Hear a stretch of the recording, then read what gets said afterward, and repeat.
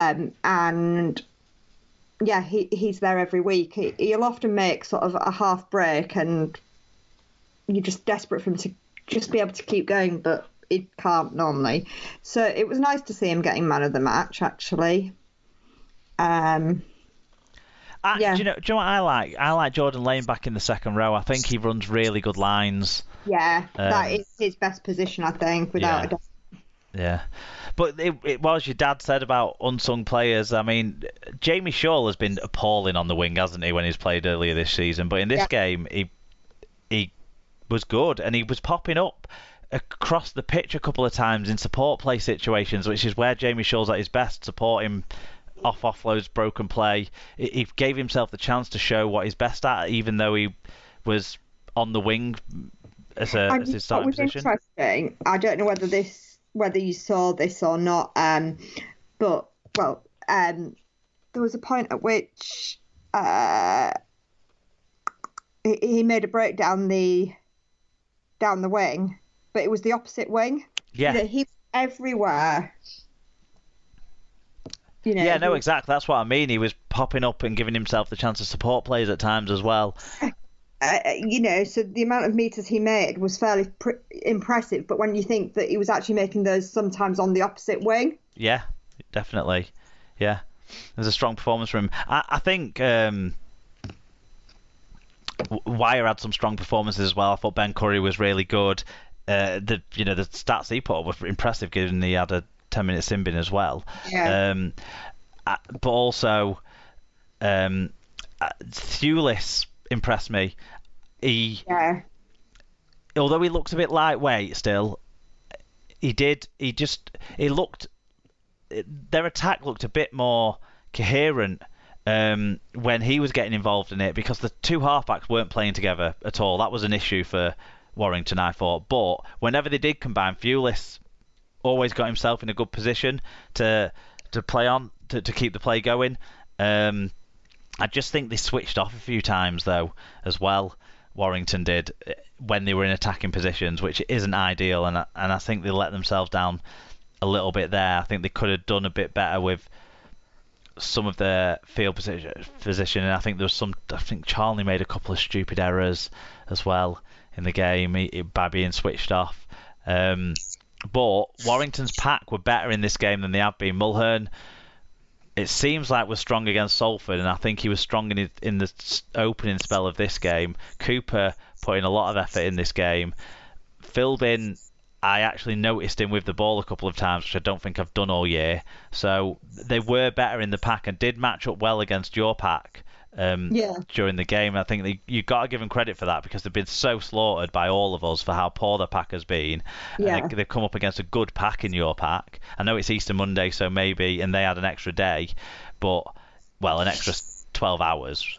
But yeah, credit but there. Also, Jack Brown, normally he's Mr. Customary, great player, but guaranteed to make two errors a game. Yeah, he's gonna fall over a ball at the play of the ball every game, and he's gonna miss a big tackle at some point. Yeah.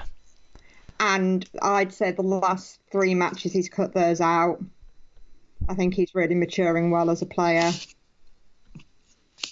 And Jordan Johnston, I'm not a fan of him, but he played well as well. Well, was that a big call, or was Houghton carrying a knock, or?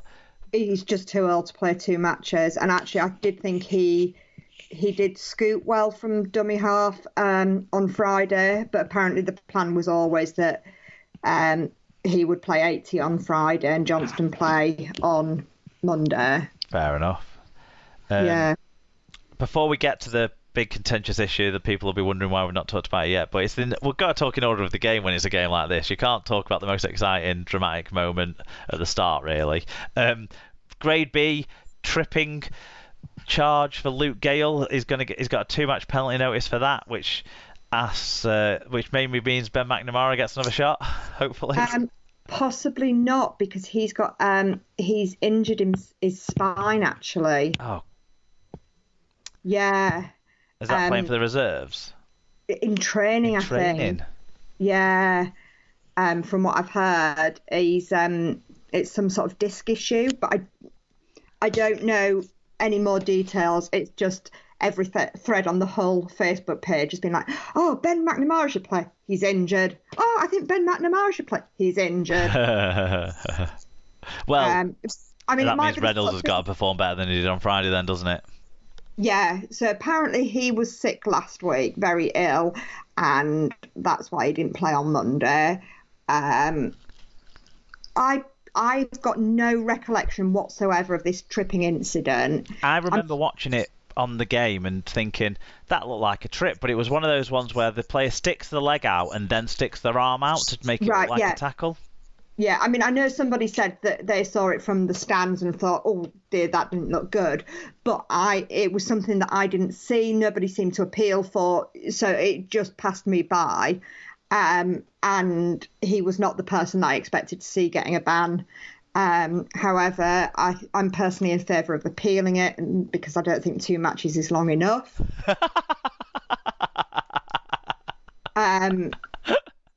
Like, how, I'm so fed up of the propaganda that comes out of the club about Luke Gale, and it's been from the minute he signed. He was such an unpopular signing, and all we've heard since the minute he signed was what a great impact he's going to have on the club, how all the players love him, blah, blah, blah, blah, blah.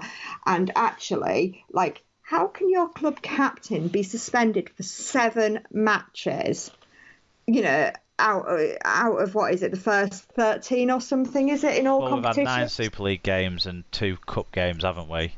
Okay, 12 then, yeah. 7 out of... So then it will be 13 by the time he's missed 2, yeah? Yeah, half the games, yeah. Yeah, like, how is that acceptable for a club captain and an experienced player? Like, it's disgusting. And proves my prediction right that he will be spending more time, well, possibly not in the skybox, but off the field than on.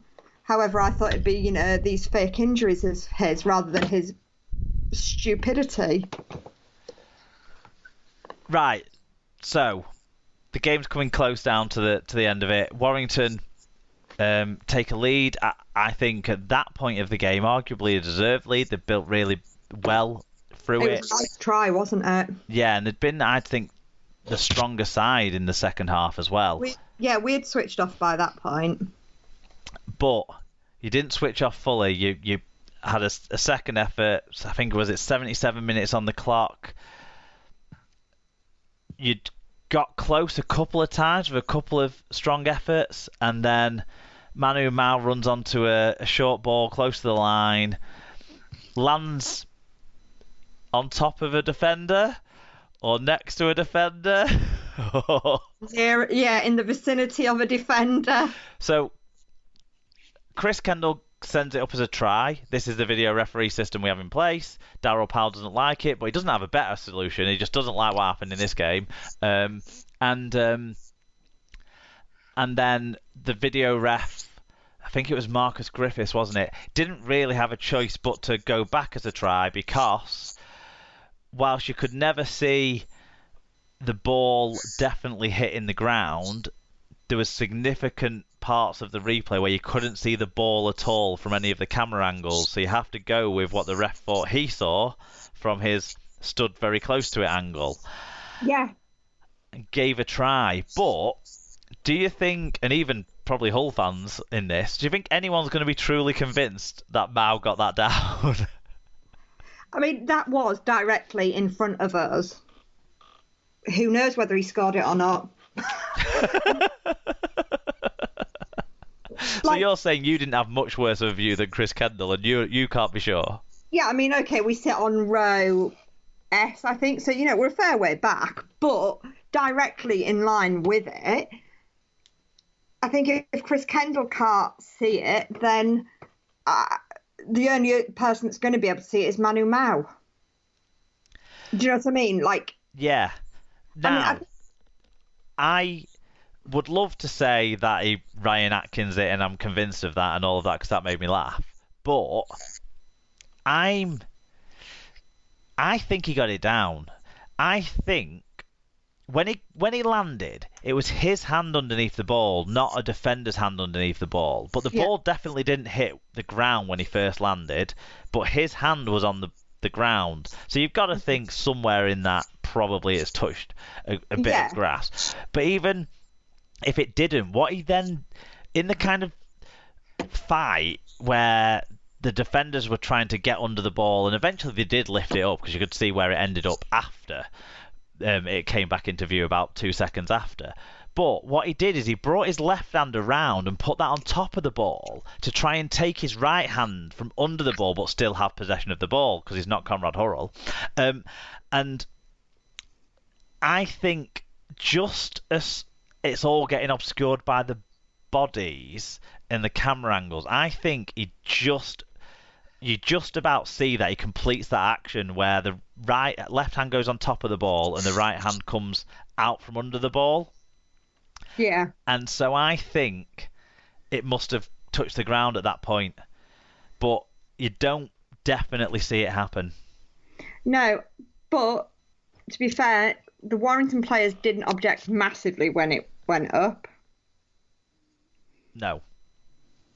Which, does that mean that they saw it go down? You don't know. I just think no one knew, and you have to go with the call, and us fans are probably more, filthy about referees' calls than the players are sometimes, to be honest. The other thing is, okay, so Daryl Powell doesn't like it going up as a guess. What does he want it to do?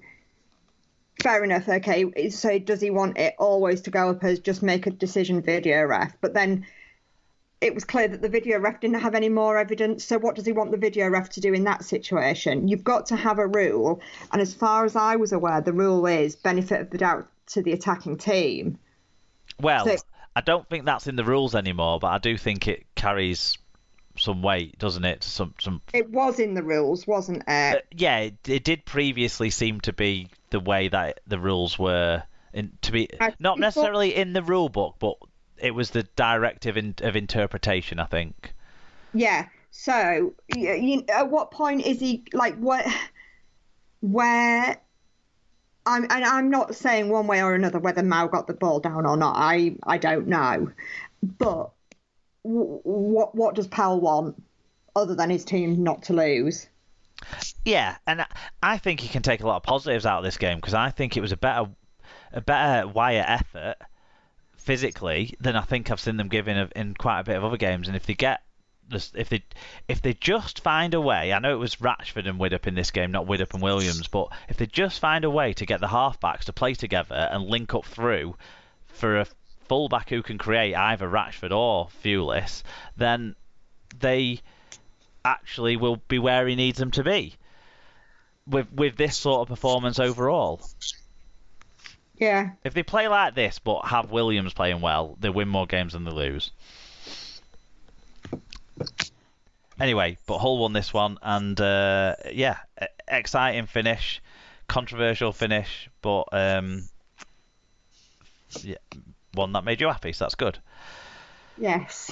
Do you want to tell us the standings after all of that? God, we've done nearly 3 hours on Super League games, but that's what happens at Easter.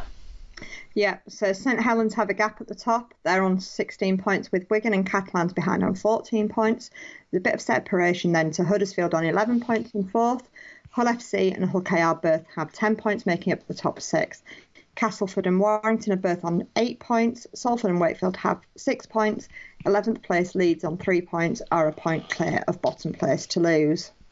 Stat line of the week is going to be that Tommy Makinson effort because there was quite a few big efforts, but one try says 12 tackle busts, that was a high, and 236 metres, that was a high, and 4 clean breaks, that was a high for over these weekends. So yeah, well done there.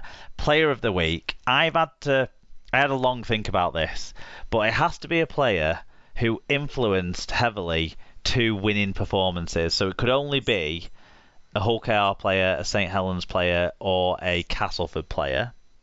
Mm-hmm. And I kind of feel like Castleford made too many mistakes in their game against Leeds for it to be any of their players. And I've ended up having to give it to a Saints player, and I've gone Johnny Lomax. I think he was heavily influential in both his team's games. He's going to have to step up even further now with Dodd out for the season. And he scored a try in both games. He created